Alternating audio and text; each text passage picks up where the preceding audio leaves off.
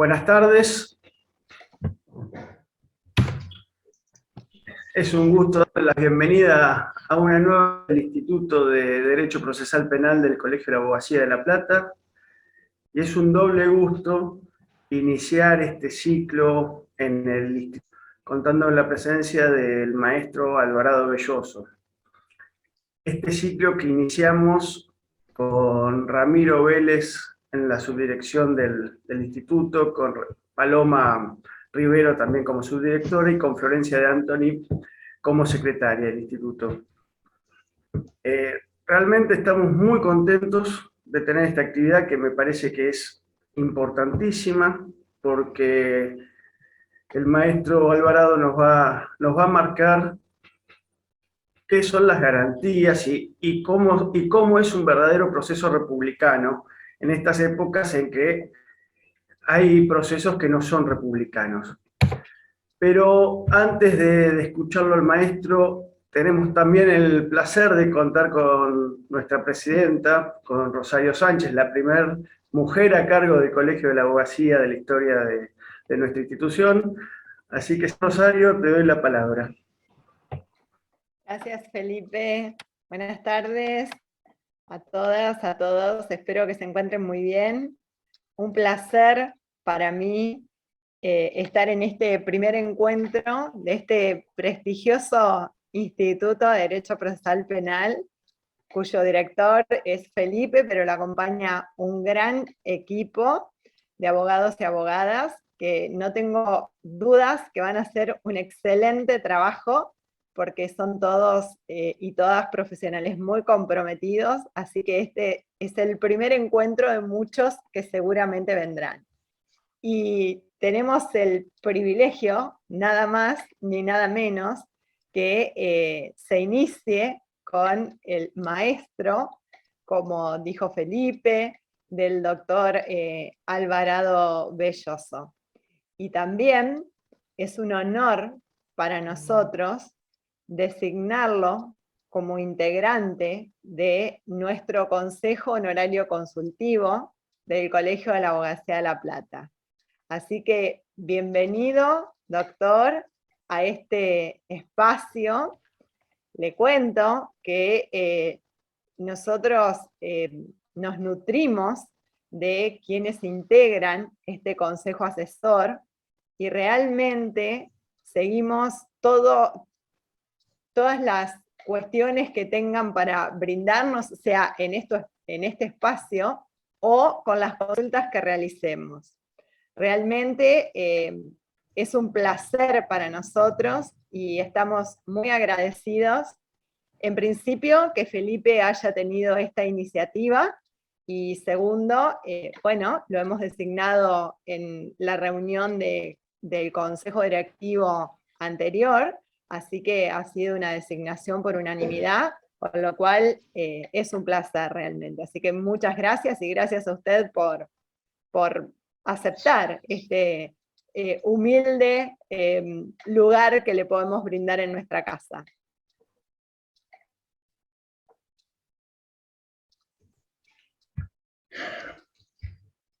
Felipe, ¿yo o vos? Yo cortito, Adolfo. Yo veo que hay mucha gente, hay muchos amigos de muchos lados. Eso, ahí está el doctor Canelo de Perú, a quien saludo con gran afecto. Está Julio Vélez de Azul y tantos otros amigos. Dionisio de Panamá. No lo veo en pantalla, pero le mando No, apaga la pantalla, pero bueno, es parte de la vida eso. El doctor Alvarado, rápidamente, porque si decimos su currículum no hay exposición posible, se agota ahí. Rápidamente les cuento que es un ex magistrado judicial, que es profesor de Teoría General en muchas universidades de América Latina, es director de la Maestría de Derecho Procesal de la Universidad Nacional de Rosario, y es sin dudas uno de los más grandes procesalistas de habla hispana. Así que, sin más, Adolfo, te cedo la palabra. Y muchísimas gracias por estar acá. Gracias, Felipe, gracias, Rosario. Como lo primero, van los agradecimientos importantes. Yo acabo de recibir una honra que para mí me enaltece del Colegio de Abogados de La Plata, donde están soplando nuevos vientos. Vientos que van a contramano de los vientos que soplaban antes. Cosa que a mí me encanta, cosa que a mí me enorgullece y que me parece como argentino y republicano que le viene muy bien al país. Quiero que sepa mi querida Rosario Sánchez que yo llevo vetado en el Colegio de Abogados de La Plata hace 32 años. Yo no piso el Colegio de Abogados de La Plata desde hace 32 años, después de haber prácticamente convivido allí, cuando desde San Isidro se empezó a hacer la Asociación Argentina de Revistas Jurídicas, que coyunturalmente recaló en el Colegio de Abogados de La Plata. Cuando se fue Enrique Basla, que fue un gran amigo a quien recuerdo siempre con toda emoción, yo dejé de desaparecer el colegio, no estoy vetado. Entonces que yo reaparezca y encima que me digan que pertenezco a algún consejo de consultivo, eso es parte del escalafón de la vejez, ¿no? Me consultan porque soy viejo, pero bueno, pero más allá de eso, estoy contento, agradecido de estar con ustedes. Lo veo a Enrique, le mando realmente un abrazo fuerte. Nos reconoceríamos por la calle, Enrique, estoy seguro de eso.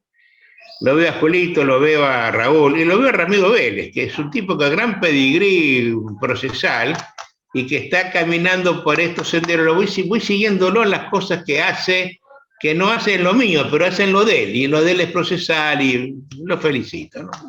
Gente, encantado de estar con ustedes. Convocado por mi querido amigo, su hijo putativo para mí, Felipe Granillo Fernández, para hablarles en esta oportunidad de Proceso y República. Y voy a sostener la tesis de que nuestro proceso no es republicano. Al menos en lo civil, seguro. Y en lo penal, donde lo hacen a la virulí, también. Pero para eso va a ser un recorrido, me va a llevar un rato. Espero no aburrirlos, intentaré entretenerlos con las cosas que les diga. Pero la idea es que compartan la idea, ¿no? La idea es que compartan mi idea. Porque solo así podrá crecer alguna vez nuestro derecho procesal, dejado de la mano de Dios desde hace muchísimos años, particularmente desde el Colegio de Abogados de La Plata, donde hoy vuelvo alborozado. Gracias, Rosario Sánchez, de nuevo, con todo mi afecto y agradecimiento. Argentinos a las cosas. Cuando un constituyente empieza a redactar una constitución, ustedes miran con atención, una lupa lo que está haciendo. De verdad emplea 3 palabras, 3 conceptos, 3 ideas básicas, que luego las desarrolla en el texto de la constitución, de toda constitución. Esas 3 palabras son declaraciones, derechos y garantías. Son declaraciones. Las que hace las normas constitucionales que, sin ordenar conductas, establecen el marco de actuación en el cual se va a desenvolver el propio constituyente y el legislador común. Por ejemplo, la nación argentina es federal, es democrática, es representativa. Esas son declaraciones. Ninguna conducta se ordena allí. Simplemente establece el marco en el cual se va a normar posteriormente. Esta actividad puramente declarativa de la norma aparece también en la legislación común. La capacidad se adquiere a los tantos años. La competencia territorial del juzgado tal ciudad. La jurisdicción marina de la Argentina son 250 millas contadas de tal parte. Son declaraciones. ¿Pero qué sirven? Para que dentro del marco que ellas establecen se reconozcan los derechos. Y ahora sí, el constituyente establece, reconoce, asegura derechos. Y entonces reconoce un montón de derechos. La Argentina, la propiedad, que es el máximo de derechos que establece. Y a la intimidad, y a la libre circulación. Quiero que adviertan que paradójicamente la Constitución argentina no establece el derecho a la vida y el derecho a la libertad. quiero que lean la Constitución. Me digan dónde está el derecho a la vida y el derecho a la libertad con mayúscula. No la libertad de comercio, a la libertad de tránsito, a la libertad. Que escrita con mayúscula significa ser libre, comportarse como un hombre libre, que me acepten como un hombre libre, que yo pueda ejercer mi libertad donde quiera que vaya. Nuestra Constitución no consagra ese derecho. Me dirán, sí, pero lo consagran los pactos internacionales que están a la altura. Sí, claro, pero yo, en 60 años que llevo en este trajín judicial, nunca vi un juez que tuviera un pacto internacional arriba de la mesa. Nunca. Y dificulta que usted lo haya visto alguna vez en la vida. Es más, muchos jueces no saben qué pactos internacionales. Antiguamente los pactos estaban por debajo de la Constitución, a la altura de la ley, era la ley, pero hoy están con la Constitución. Y bueno, sí, San José me da un derecho a la vida, pero no lo tengo en el texto de la Constitución, ¿no? Y que haya un derecho a la vida es de la mayor importancia. Porque si hay un derecho a la vida, no puede haber nada que la quite, porque es el máximo derecho que establece la Constitución. Quiero que ustedes vean que si yo tengo un derecho a la vida, como máximo exponente del derecho, y lógicamente es el máximo, si en vida no hay nada, no puede haber pena de muerte. No me negarán que si en Chile se es persona quien nace siendo viable, es distinto que en la Argentina, que se nace desde el momento de la concepción. Si hay un derecho a la vida, parece razonable jurídica, no filosófica ni política, no, jurídicamente que no puede haber aborto. Más allá de que filosóficamente se puede discutir. Es muy importante que tengamos el derecho. La vida tiene que tener un valor, que conforme la jurisprudencia estable de nuestros jueces, no vale nada. Un viejo de 80 años, que un fiatín lo revolea por la ruta, si no es productor de dinero y es un jubiladito, le van a darte 10.000 pesos por su muerte, al deuda que sea. Y discutimos si es iure propio o iure hereditatis, para no seguir pagando indemnizaciones, ¿no? El otro derecho importante es el derecho a la libertad. Y después los demás derechos. Ustedes saben que hay un orden. En las últimas constituciones, paradójicamente la de Nicaragua, por ejemplo, paradójicamente, han establecido un ranking de derechos constitucionales mediante el simple método de ponerlos en un cierto orden. El más importante arriba, el que le sigue después, y así sucesivamente. Eso pasa en la Constitución de Venezuela, en la de Colombia, por ejemplo. Miren, el artículo 3 dice de los derechos que esta Constitución reconoce. Artículo 3. Esta Constitución reconoce el derecho de la vida. Segundo, el derecho a la libertad. ¿Por qué? Porque me dijo algún día un viejito venerable nicaragüense, otra vez Nicaragua, es que la vida sin libertad, señor doctor, no merece la pena de ser vivida, ¿no? Que lo digan quienes están viviendo en las abyectas cárceles aquí en América Latina. Y sigo. Y el tercer derecho, ¿cuál es? Es el derecho al proceso. Yo no lo tengo así. Ustedes han advertido que la Constitución argentina no establece la cláusula del debido proceso. Han advertido que nuestra Constitución es superior a todas las demás del continente porque la cláusula del debido proceso la ha cambiado por otra frase mucho más decidora: es inviolable la defensa en juicio.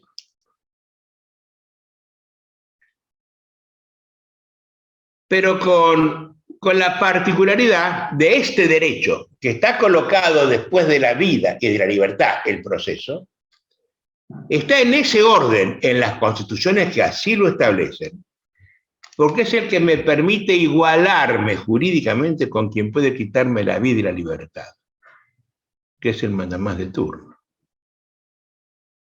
Miren qué cosa importante. Y después, el que ustedes quieran. Me da lo mismo la propiedad, el que a ustedes les parezca. pero estos tres derechos sagrados. Y este derecho al proceso tiene la facultad de ser una cara de Jano. Tiene dos versiones para verlo al problema, porque es derecho y es garantía. ¿Qué significa la palabra garantía? Constitucionalmente, la garantía es la vía que pensó el constituyente para que el hombre de a pie, cual yo, pueda defender en el marco de las declaraciones en forma irrestricta los derechos que el constituyente me asegura. Y eso es una garantía. Y ustedes bien lo miran en el proceso, en la Constitución argentina, en la actual Constitución, hay 5 garantías, y nada más que 5.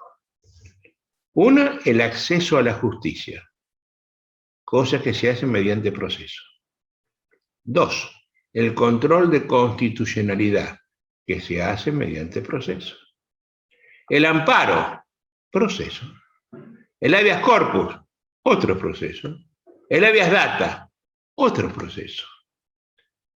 Por tanto, si ustedes me apuran y me permiten el dislate semántico de lo que voy a decir, les diré que en plural, las garantías constitucionales son solamente una, el proceso. ¿Y qué significa una garantía? Que alguien me garantiza con algo. Con la pregunta es, ¿quién garantiza? ¿A quién garantiza y qué se garantiza? ¿Quién garantiza? El juez de derecho. ¿A quién? A mí, al hombre de a pie, a cada uno de todos ustedes. ¿Qué le garantiza? El irrestricto cumplimiento de los derechos que le otorga la Constitución, por encima de cualquier otra cosa. ¿Se cumple? No, yo afirmo que no. Yo llevo exactamente 65 años trajinando por los tribunales. Y veo con enorme dolor que los tribunales no funcionan. Que es terrible lo que nos pasa. Por supuesto, con las excepciones que aseguran la regla. Pero hay un montón de tribunales que tienen en el dintel de la puerta un eslogan así: ¿qué me importa el justiciable? ¿No? ¿Qué me importismo judicial? Eso es moneda corriente para los que litigan, saben litigar y sufren el litigio. ¿Por qué no nos garantiza nadie nada esto? Pues ¿saben por qué? Porque nos llenamos la boca hablando del debido proceso. Y yo afirmo ante ustedes que nadie sabe qué es eso. Lo repito, ni los constitucionalistas, ni los procesalistas, ni las Cortes de Justicia, inclusive la de Buenos Aires, saben qué es el debido proceso. Quiero que ustedes adviertan que nadie lo define en términos asertivos. Nadie dice, es debido proceso aquello que tal cosa. No, lo definen por la negativa. No es debido proceso aquel en el cual se lesiona tal cosa, no tiene abogado, no tiene lengua materna. Miren, yo puedo decir, esto es un lápiz, y lo defino asertivamente. O puedo decir, esto no es una copa, no es un vaso, no es un teléfono, no es una lámpara, no es un caramelo. Cuanto más culto yo, más cosas puedo decir qué es lo que esto no es. Yo me animo a decir que yo puedo estar años diciendo qué es lo que no es esto. Cuanto más cosas conozca, más digo que no es. Y nadie lo dice. Los desafío a que alguien me diga pero sensatamente, una cosa que ponga la esencia contra el papel. Esto es así. No me digan que es un... que es un tema consecuencial. No me dicen nada con eso. Díganme qué es en términos de esencia. Pues nadie lo dice. Nosotros nos manejamos constitucionalmente, no nosotros, América Latina, con una frase que originalmente está contenida en la Carta Magna que el rey Juan Sin Tierra, que era un rey francés, un rey de apellido Plantagenet, le da a los varones sajones a quienes les cobraba impuestos. Y dice la historia que esto se recoge porque después aparece la frase de nuevo en el otorgamiento de los fueros de Aragón, ¿no? Dice que los varones sajones, hartos de los apetitos impositivos del juez, lo que genera la leyenda de Robin Hood, que le roba a los normandos para devolver a los sajones, ¿no? Le dijeron: Majestad, cada uno de nosotros en lo personal vale por lo menos igual que vos, pero todos juntos valemos más que vos. O bajáis vuestros apetitos impositivos, o bajamos a vos de un ondazo, le habrán dicho, porque el rey tuvo miedo, y al tener miedo lo que hizo el rey fue darles, no una constitución, les dio un pacto de convivencia que ellos lo respetaron hasta el día de hoy. Y ese pacto de convivencia les dice que nadie podrá ser quitado de su vida, de su libertad y de sus bienes. Entre otras cosas, tiene el due process of law. Allí le va a asegurar también el non bis in idem, le va a asegurar el nadie está obligado a declarar en contra de sí mismo, un montón de cosas, pero la frase es esta: nadie podrá ser quitado de su vida, su libertad o sus bienes sin el due process of law. Esa frase se castellaniza con el debido proceso legal. Y se copia 400 años después, 600 años después, en la Constitución de los Estados Unidos de Norteamérica. Cuando en 1797 George Washington dicta la Constitución, que ahora voy a referirme a ella al terminar para unir todas estas cosas,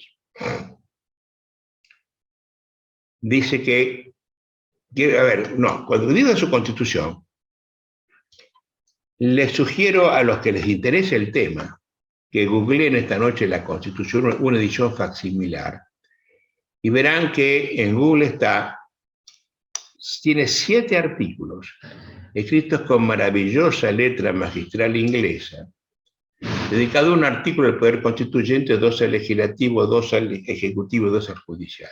Y no otorga ningún derecho ni ninguna... No hace eso. Es decir, establece quién y cómo se ejerce el poder.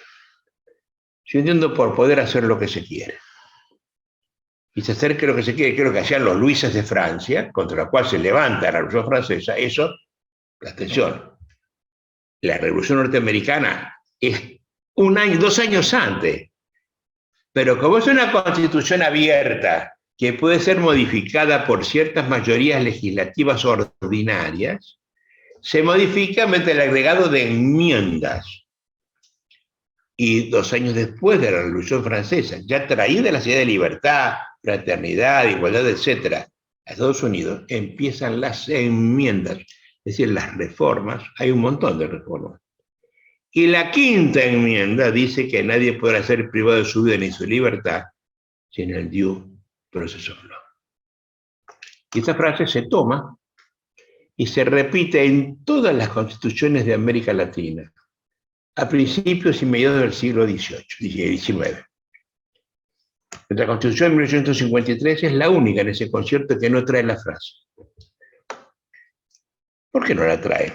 Miren, en los últimos tiempos se está novelando en la vida de los próceres. Y el tucumano García Hamilton, Ignacio García Hamilton, tiene escrito algunos libros, novelas preciosas: Cuyano Alborotador, La vida de Sarmiento. La de Alberdi se llama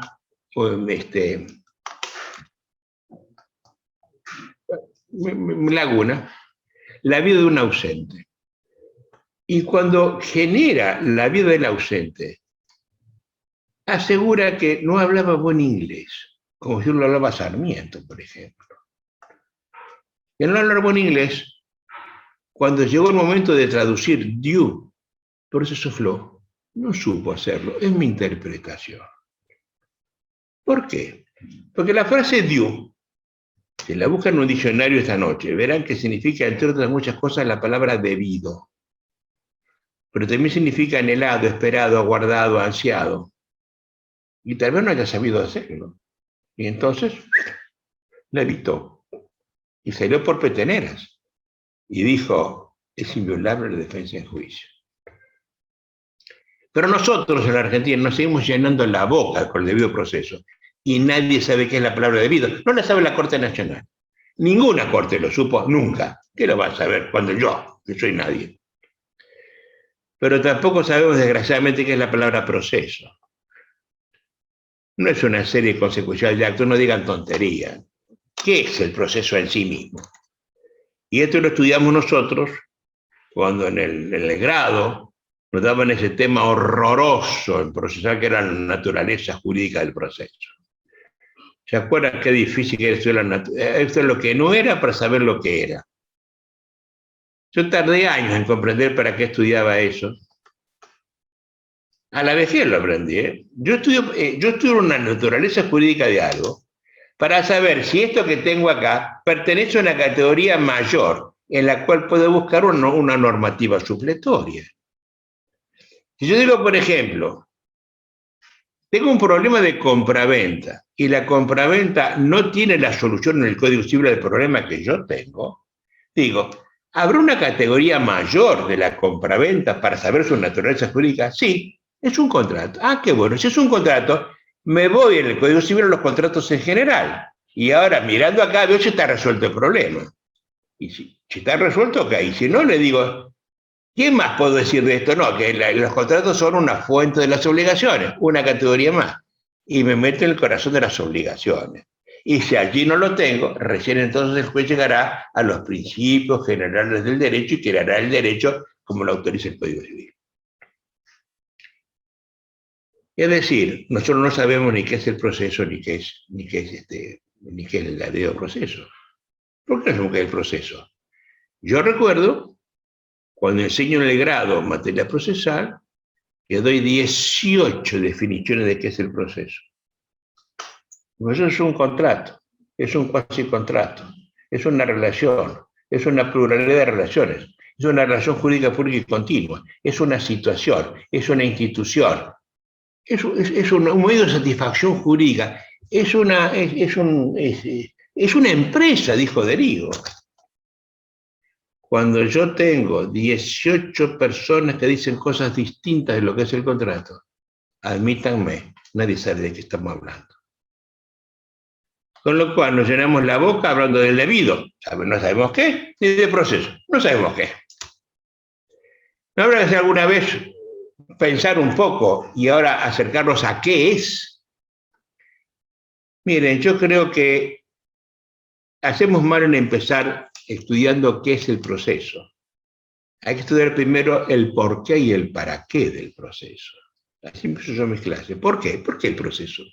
Y bueno, porque el proceso es el remedio que nace para solucionar el conflicto. El hombre viviendo es un problema, conviviendo es otro. Tiene enormes problemas. Hay un dame y no te doy. Ese dame y no te doy genera un conflicto, el conflicto se resuelve por la fuerza, el más grande le pega al chico, el que tiene el revólver le pega el tiro, el que es rápido me roba y corre.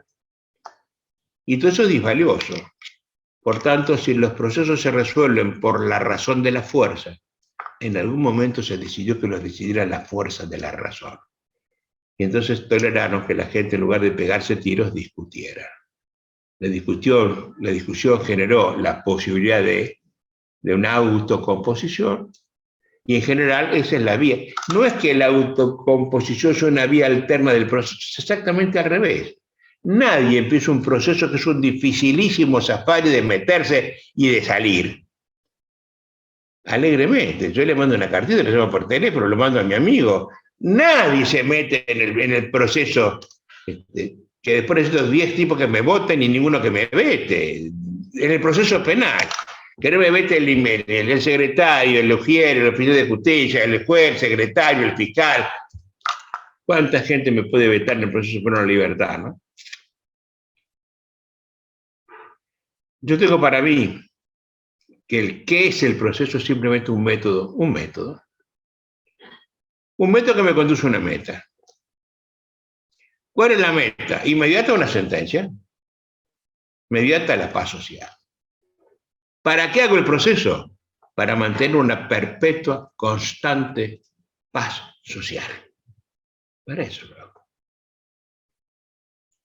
¿Cómo? Y asegurando la defensa de los derechos, definiendo las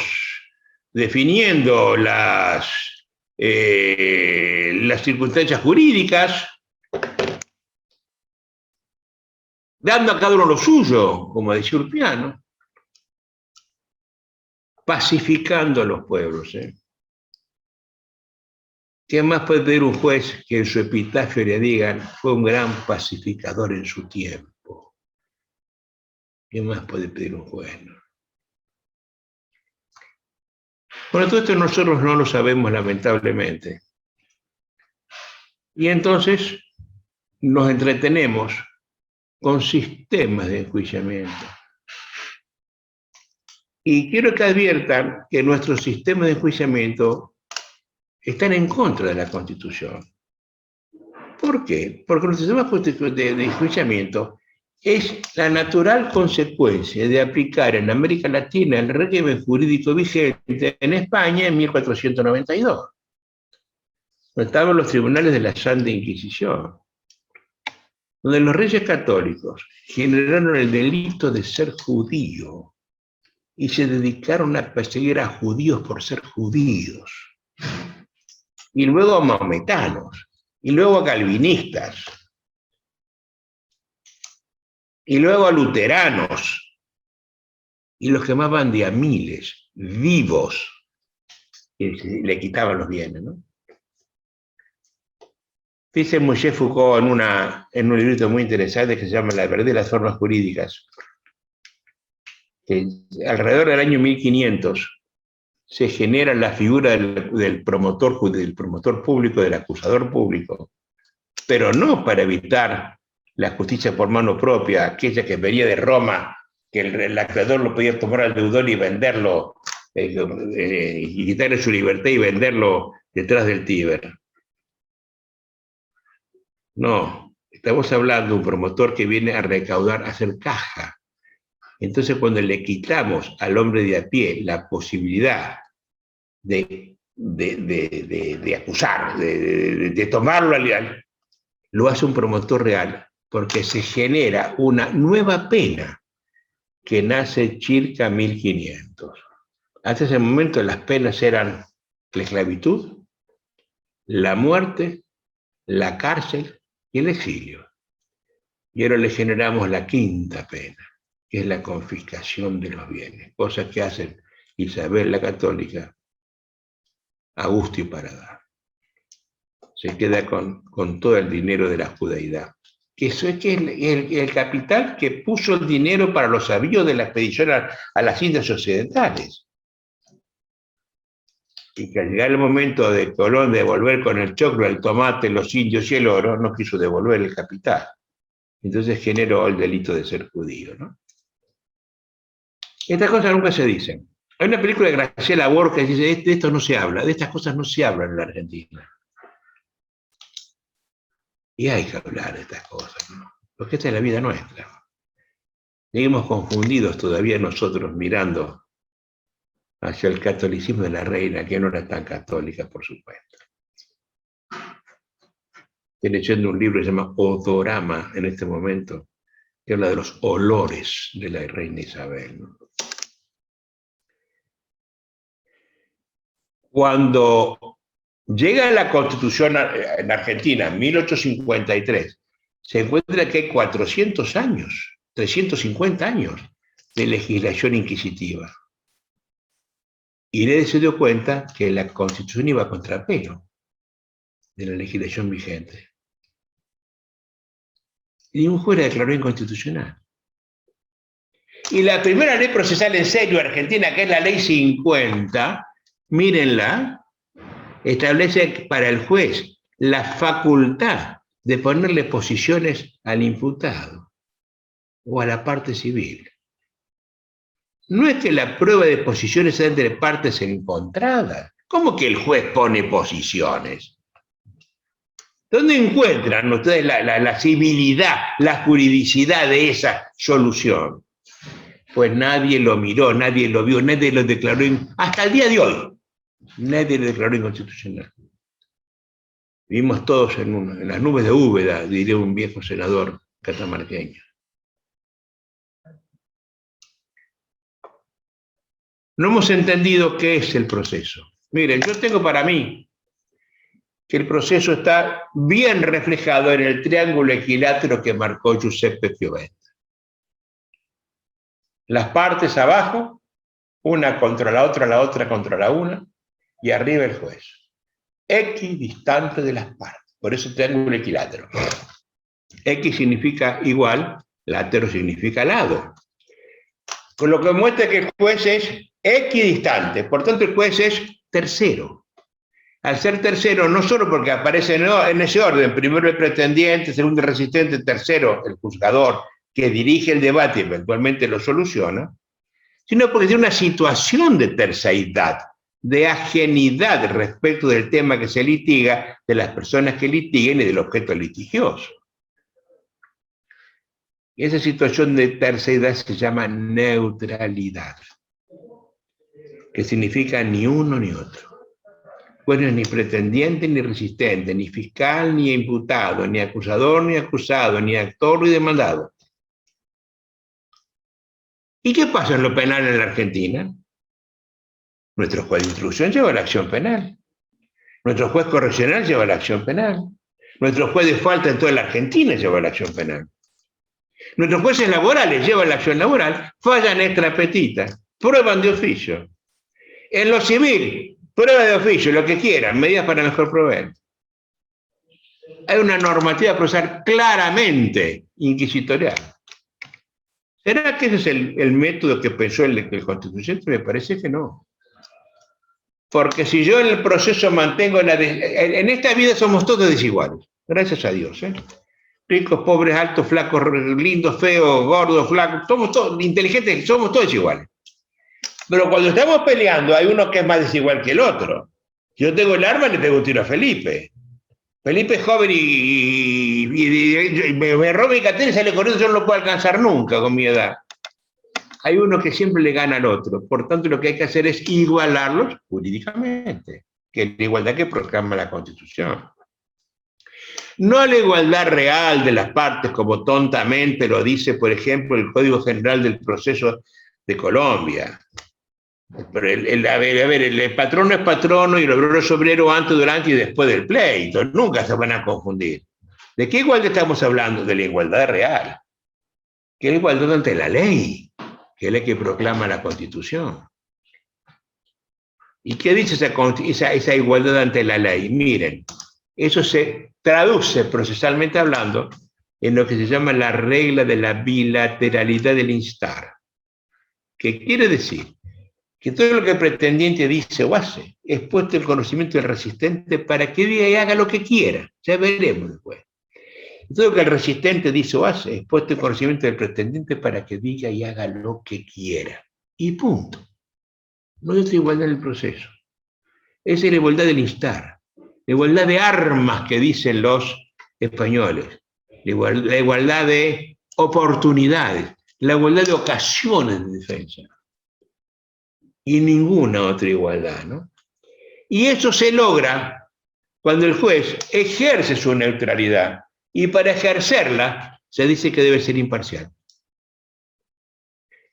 Entonces le preguntan hoy a un juez, cualquiera de la Argentina, ¿qué es ser imparcial? Le va a contestar que es no tener interés directo, ni indirecto, mediato, ni inmediato en la solución del conflicto. Y también no depender del mandamás de turno, del que lo nombró.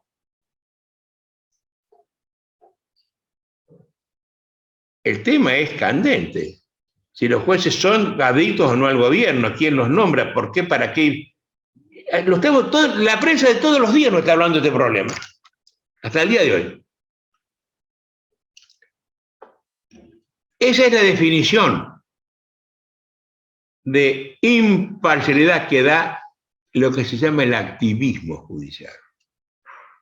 Hay jueces que se sienten tocados por la mano de Dios. El Pepe Cafferata les decía inteligentemente que los jueces de primera instancia se creen dioses. Los de segunda se saben dioses. Los de tercera son dioses. No confundamos las escalas. Pero hay jueces que se creen tocados por la mano de Dios y entonces hacen lo que se les pegue en gana. Mira, en este juzgado esa norma no rige. Oiga, no, haga el escrito de nuevo, secretario, pero digo lo que dice el código. Que a mi juez ese artículo no le gusta, él aplica otro. Acá hay otro código, cada maestrito con su librito. Eso es moneda corriente en todos los juzgados de la República Argentina. Y no sabe quién litiga, por supuesto, quien no vive en nubes de aire comprimido. Y ese concepto de imparcialidad, yo lo llamaría un concepto de imparcialidad personal. Pero quienes estamos en contra del activismo, a ver, La Plata es sede del activismo judicial, ¿eh? La Corte platense es la corte activista por excelencia. El procesalismo platense es el procesalismo activista por excelencia. Quienes estamos en la vereda de enfrente, en estos nuevos aires que están soplando hoy en el Colegio de Abogados de La Plata, gracias a Rosario Sánchez, pensamos que la imparcialidad es otra cosa. Tiene que haber una imparcialidad funcional. Y ahí están ciertas cosas. Primero, los jueces deben tener una independencia de cualquier obediencia debida, por supuesto. Pero también una cosa que nadie dice, y de toda obviedad. Deben tener una independencia de todo prejuicio. Porque somos todos prejuiciosos. Yo y cada uno de ustedes somos prejuiciosos. A mí hay cosas que no me gustan, cosas que me gustan poco, cosas que me gustan mucho, cosas que me disgustan. Y si yo fallo con eso que tengo inspectores, fuera del control de nadie, estoy fallando con mis prejuicios. ¿Y de qué pueden ser los prejuicios? Pues de tantas cosas. Miren, de color de piel, de raza, de religión, de política, de filosofía, de fútbol. De fútbol. La grieta argentina no es una, hay muchas grietas. Boca y River es una grieta. Central y Ñuble es otra grieta. Estudiantes y no sé quién es otra grieta.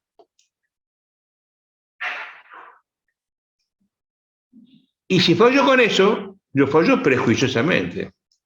Y es muy difícil fallar sin prejuicio. Mi única hija es juez, hace años. Yo digo, mi hijita, usted tiene que fallar las cosas que no le gustan, cual si les gustare. Papá, es muy difícil, y ese es el milagro de ser juez. Ese es el ejercicio que tenés que hacer diariamente.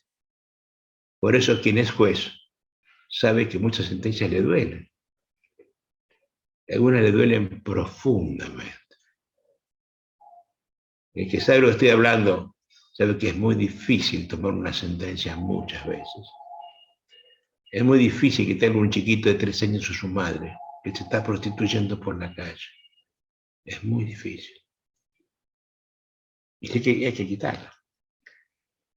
Es decir, esta falta de prejuicio los jueces activistas no lo entienden. Es lo propio de los que somos garantistas. Pero algo más. Nosotros manejamos una palabra que la acuñó históricamente James Goldsmith y que la trajo a América Latina don Niceto Alcaraz Zamora y Castillo, que fue el gran español que enseñó procesal en México con EGEA, Ediciones Jurídicas de Europa América. ¿Y en qué consiste esto? En que los jueces son imparciales. No ser parte. Y si no son parte, la lógica formal me indica que no pueden ni deben hacer las cosas que hacen las partes. ¿Y qué hacen las partes? Demandan, abogan, introducen hechos, alegan, impugnan. Pues es de toda obviedad que los jueces ni demandan, ni alegan, ni impugnan, ni introducen hechos. Pero sigo. Las partes prueban las afirmaciones negadas por su contraria. Porque la lógica formal me lleva de la mano a decir, los jueces no pueden probar lo que afirman las partes y la otra lo niega. Y sin embargo, todos los días los jueces de trabajo prueban lo que quieren. Y los de familia, y los de menores, y los civiles, y los penales ejecutivos. ¿Qué nos distingue a activistas y garantistas? El concepto de imparcialidad. Me parece que es de todo obviedad lo que les estoy diciendo. Si yo quiero comparar el proceso en este triángulo reúne a 3 personas contemporáneamente para hacer el acto proceso. Quiero que ustedes recuerden que el hombre en soledad ni imagina la existencia del derecho. Nunca fue delito la autolesión, no es delito el intento de suicidio, no es delito la masturbación. Lo que yo tengo en mi cabeza fuera del alcance de ustedes y no los molesta, es, está exenta de la autoridad de los magistrados y sujeta solo al juicio de Dios. ¿Cuándo hay derecho? Cuando somos dos. Porque hay comprador y vendedor, y no hay vendedor sin comprador y viceversa. Hay víctima y victimario, y no hay victimario sin víctima o viceversa. Hay hermano con hermano y marido con mujer, hay padre con hijo, hay nieto con abuelo. Todo el derecho funciona de a dos, menos el proceso. Es el único acto jurídico que para su presencialidad requiere de 3 sujetos presentes. ¿Quién pretende? Aquí respecto de quién se pretende y el juzgador que dirige el debate. Yo no tengo nada con qué comparar en el derecho el proceso, es una figura distinta. Cuando yo digo cuál es la naturaleza jurídica del proceso, digo ese proceso y punto. Ninguna otra cosa, es el proceso. ¿Y con qué puedo compararlo yo el proceso para ver cómo funciona en su interior? Solamente con la idea de república. ¿Por qué? Porque nosotros somos ajenos a la gran revolución que trajo la Constitución de 1797. Que no fue, por cierto, la declaración de independencia de los Estados Unidos respecto del imperio inglés, sino que fue la instauración en América Latina del concepto de república. Ya nos habíamos olvidado de las repúblicas griegas, nos habíamos olvidado de las repúblicas romanas. Instalamos la república. Ante una Europa que es totalmente monárquica, todavía. ¿Y qué tiene la república de revolucionario? Que establece que el poder se ejerce entre 3 patas. Entre el ejecutivo, entre la palabra ley, dice lo que tenemos que hacer. El legislativo, el ejecutivo, entre la palabra decreto, dice qué, cuándo, cómo y dónde hay que hacer lo que hay que hacer conforme con la ley. Y lo judicial con la palabra sentencia, que nos dice qué hay que hacer cuando no se hizo lo que había que hacer conforme con la ley o conforme con el decreto. Y estos 3 poderes, que 3 normadores en el derecho, se controlan recíprocamente. Se intercontrolan.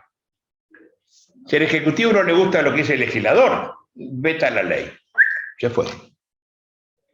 Si al Judicial no le gusta lo que dice el legislador, la declara inconstitucional. Fue. Para el caso concreto. Si al Judicial no le gusta los casos de los otros 2, los escucha y los echa. Eso es intercontrol de poderes. Y yo creo que el proceso es republicano. Con lo cual debe haber un intercontrol entre las 3 partes que están funcionando. O sea, la república tiene 3 partes, nosotros 3 partes, vamos a ver si esto funciona paralelamente, se puede despejar una cosa con la otra. Y me parece que no. Porque es obvio que en el triángulo que ven el juez controla las partes, les dirige el debate. Es obvio que las partes se controlan entre sí, son contrarias. Pero no es obvio que las partes puedan controlarlo al juez. ¿Cómo lo controlan? Mediante la excusación. Pues los jueces se han encargado en los últimos 150 años de decir que las causales son taxativas. y además de interpretación restrictiva. No hay tribunal que no lo diga así. ¿Qué significa interpretación restrictiva? Hacer decir la ley menos de lo que la ley dice. No ampliativa más, no estricta igual, no, menos. Entonces cuando la ley dice, por ejemplo, la ley Bonaneche, ¿qué? Que los jueces son recusables por parentesco, si la mujer del juez litiga no lo podemos recusar. Porque la mujer no es pariente. Y el cónyuge no está puesto en la norma, en un montón de normas. El anterior Código Procesal Civil peruano, aquí está Raúl Canelo, su redactor, establecía que era causal de recusación cuando el juez había sido testigo de la causa. Era obvio, porque el juez, al ser testigo, se convierte en fuente de prueba. Y sin embargo la quitaron como causal recusatoria. Y no está más, porque les gusta la inquisitoriedad, que el juez dirige el debate y haga lo que quiera. Y en estos términos a mí me parece que el proceso no es republicano.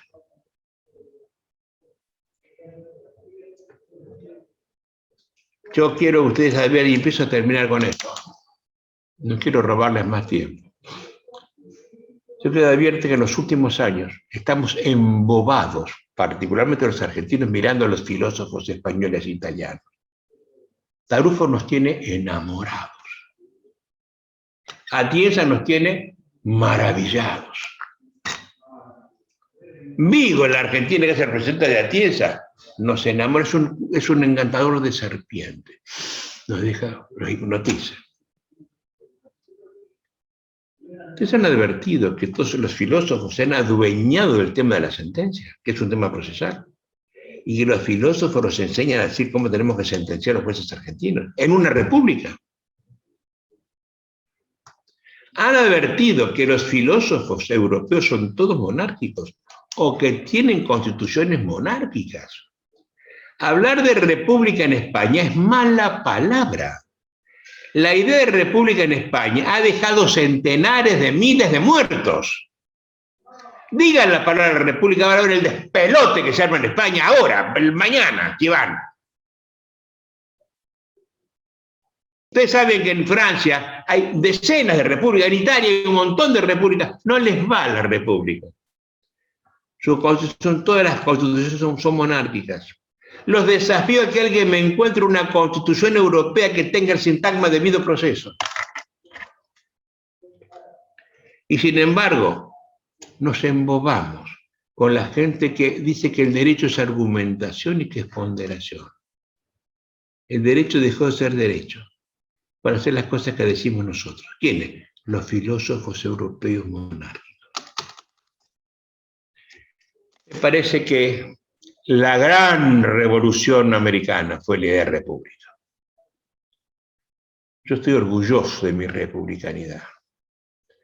Estoy orgulloso de que la Argentina sea república desde 1853. Y me siento muy mal, viendo que nosotros, ustedes, yo, nosotros, no nos damos cuenta que nos ponemos en los arrabales de la Constitución, practicando un proceso inquisitorial en todas las esferas posibles de nuestro sistema tribunalicio. Tenemos ahora un sistema acusatorio que se dice puro. Cuando Duhalde en Buenos Aires hizo la ley procesal penal, creo que en 1994, generó la Cámara de Casación Penal, y por primera vez en la historia, y única en la Argentina, puso un presidente sine die, que fue Federico Domínguez, para asegurar la vigencia del sistema acusatorio en lo penal. Porque a los jueces que pusieron de garantía eran todos viejos jueces de instrucción, eran todos viejos fiscales, que pensaban con la mentalidad de un juez de instrucción. No se puede dar vuelta a la taba así, y decir, mira, desde hoy mañana son acusatorios. Lo que hicieron ayer es todo perverso, hagan todo lo contrario. ¿Quién lo hace a eso? Y entonces el sistema acusatorio fue perverso. En Buenos Aires, a donde quieran que vayan. Porque los jueces preguntan, porque miran con cariño, porque se sienten una suerte de Gardel, de Pérez y sus guitarristas todos juntos. Son tocados por la mano de Dios. Y eso no quiere la República, ¿no? Mi tesis es: el proceso argentino en general no es republicano. Me parece que lo he demostrado. Yo pretendo que con esta modesta charlita mía, ustedes, gente joven, piensen. El lema de mi maestría es: pensemos el derecho. Y si alguna vez lo pensamos, repensemos el derecho. A veces lo que nos dijeron está bien. Podemos someter todo, como decía Popper, a un sistema de falsación. La duda es lo que hace generar el crecimiento del derecho. Yo no le creo nada a nadie hasta que me lo demuestra.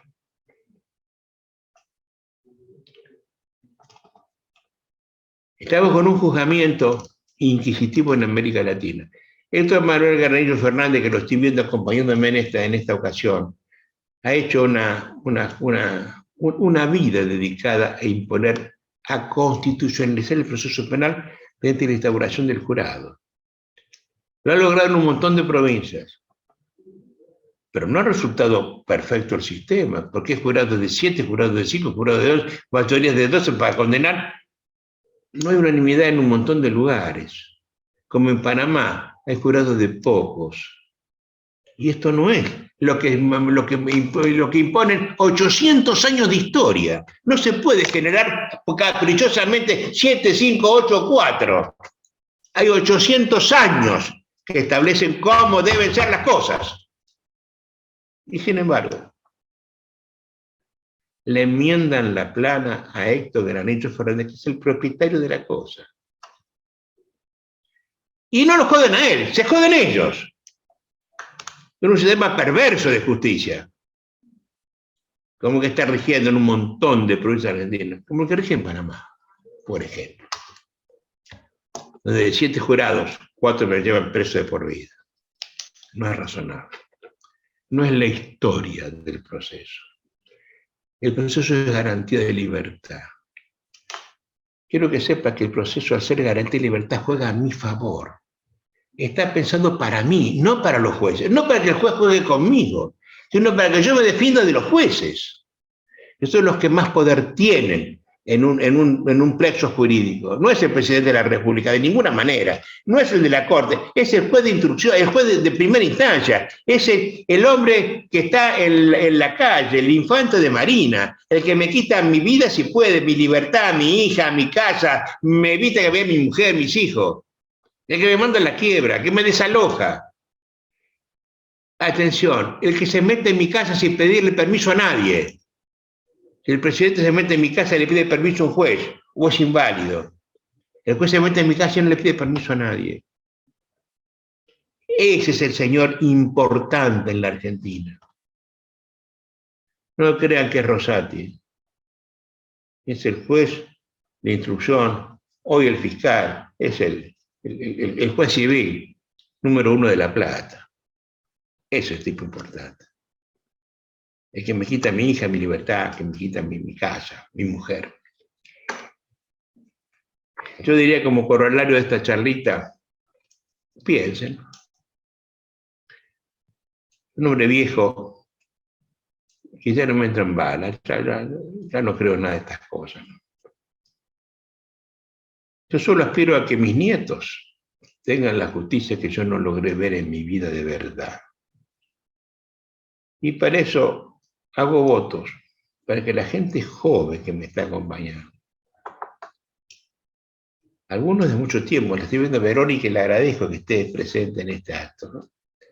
Estoy el lunes en Neuquén, el lunes estoy en Neuquén. Quiero que esto lo piensen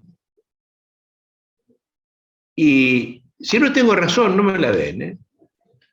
Yo no soy necio. Si digo tonterías, lo acepto.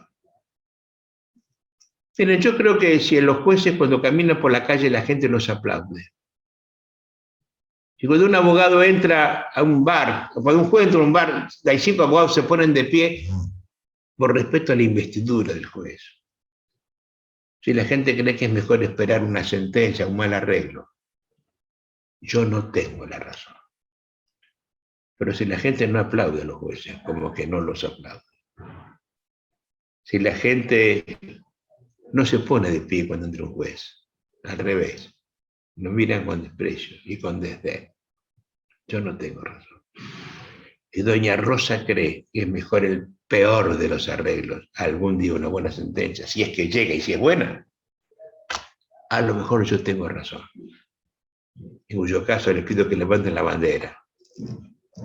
No para ustedes, para sus hijos. El derecho, según Yeri, es una lucha perpetua. Los invito a que se sumen con alegría, con fuerza, con voluntad, a esta eterna lucha por el derecho que yo ya practico a mi vejez, ya cansado. Y pues chao. Gracias por el regalo que me hicieron del tiempo que me han obsequiado. Gracias. Bueno, muchísimas gracias, Adolfo. Esta charla fue una muestra pequeña de por qué Adolfo es parte del Consejo Honorario Consultivo del Colegio. Hago un anuncio. Generosamente Adolfo ha puesto a disposición de todos los presentes una copia de su libro Proceso y República. Al que lo quiera me envía un correo electrónico a felipegranillo@gmail.com y yo se lo remito. Está a disposición de todos. A partir del lunes. A partir del lunes, listo. felipegranillo@gmail.com. Adolfo, te robamos un minuto más porque en el chat Ramiro Vélez hizo una pregunta que es interesante, así que si tenemos un minuto, Ramiro, habilita el micrófono y haces la voz directamente, va a ser mejor. Bueno, Adolfo, aprovecho a saludarte y bueno, muy agradecido que hayas estado hoy en el inicio también del instituto o de este año del instituto. Yo te quería hacer una pregunta porque justo creo que la pensé hacértela antes y justo empezaste a mencionar sobre el activismo judicial.